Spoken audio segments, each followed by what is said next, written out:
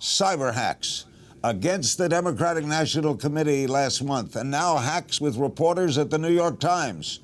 Who's behind the hacks, and what should the United States response be?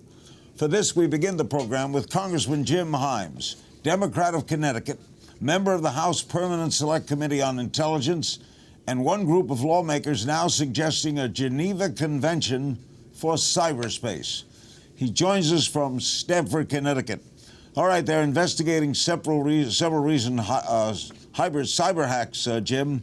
What's the latest on the investigation? What do we know? Well, there's a lot ongoing, obviously, and I've been out of Washington for 4 or 5 weeks now, so I, haven't had the classified briefings that I would usually get as a member of the Intelligence Committee. But look, it's pretty clear that the people who are in the know are signaling that these are Russian or Russian-affiliated individuals who have done these hacks, the DCCC, the DNC, and now, as you point out, the New York Times. There are some puzzling aspects of this, though. Ordinarily when a state does these sorts of things, they do it a little bit more quietly. You wouldn't have a guy like this Guccifer 2.0 out there bragging. So there's still some questions associated, but there's also obviously a whole lot that we need to do to make for a more secure cyber realm for all of us. Now, you recently told Reuters that the United States should carry a big stick and hold these people accountable. How do we do that? Well, if we can in the end attribute this to the Russians, they need to understand that they may be pretty good at this, but we are better. We are better. And if they think that embarrassing the chairwoman of the DNC is uncomfortable, they should understand that our tools and our capabilities could create an awful lot of havoc for them too. Now, we've been very quiet, unlike the Russians, in the way that we have done our cyber activities.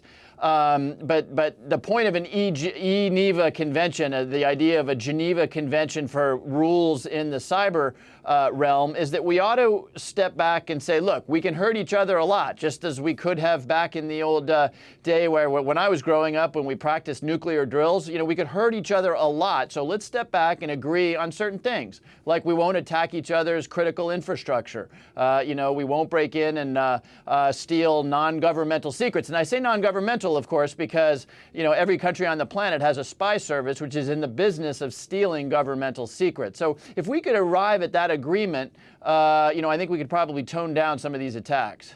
You don't want a cyber war, do you? No, nobody wants a cyber war. I mean, look, we've started to see this. The Russians employed cyber attacks on some of their regional conflicts.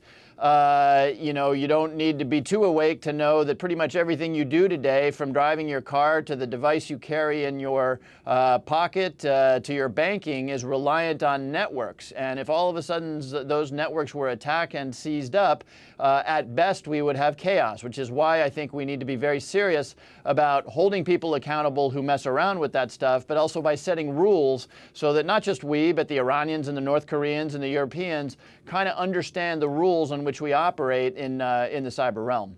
Do you think a kind of Geneva Convention would work? Well, it would probably work the way the rules of war work today. People violate them all the time, and they are held accountable and actually tried in courts of law when they are. If war crimes are committed, that's a very serious thing, and people can be held accountable. It's obviously a little harder in the cyber realm because you're dealing with, code flowing across cables and into people's computers rather than armed men crossing borders or that sort of thing. But yes, I do believe that it would probably, at least by setting definitions of what an attack is, what an act of war is, how you might expect us to respond in those circumstances. When you're talking about geopolitical, the chess game, it's always good to reduce the uncertainty.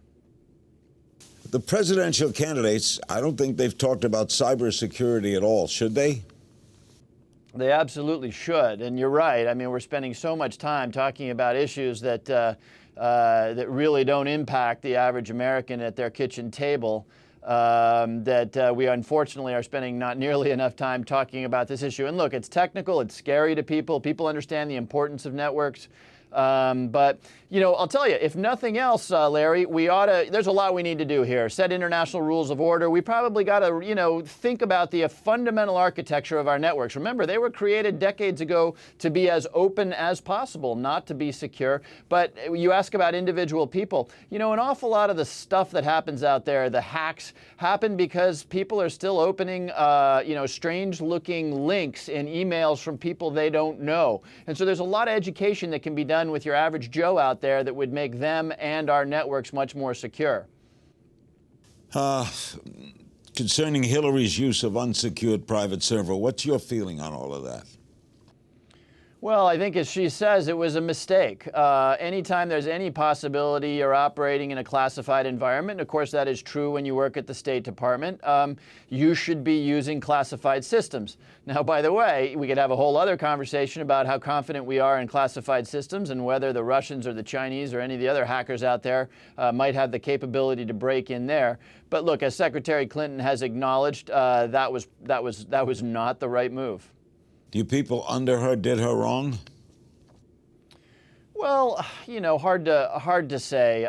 There are policies for this sort of thing in the executive branch where there are document retention policies. And, I think I wasn't there, but I suspect that, in future, underlings, no matter how low on the totem pole, may stand up and say, sorry, that may sound like a good idea, but it's inconsistent with our policy and inconsistent with our security.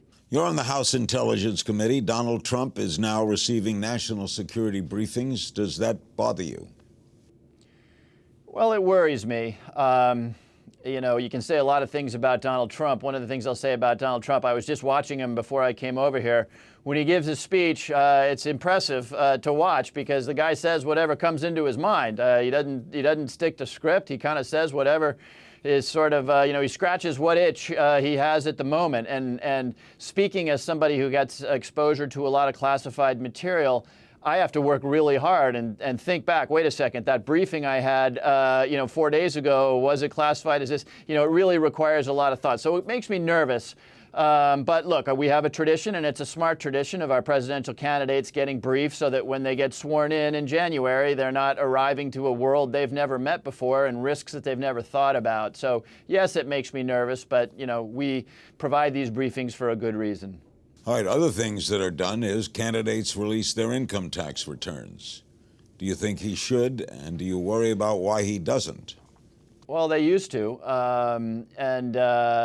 I don't so much worry about why he doesn't, but I ask the same question that I suspect millions of Americans are answering, which is, why won't he release his tax returns? This argument that he can't release them because they're under audit is, beyond specious, right? I mean, you're perfectly able to release tax returns that are subject to an audit, and if you don't want to do that, release the ones that aren't being audited. But we're left to speculate, and as somebody who spends a little time in the political realm, it's sort of it's a little scary because, the truth is usually less problematic than what people imagine is out there if you don't tell them the truth. So who knows what's in those tax returns, but I do think that he should do what every presidential candidate has done for decades now and release them. Thank you, Congressman. Always good talking with you. Thank you very much, Larry.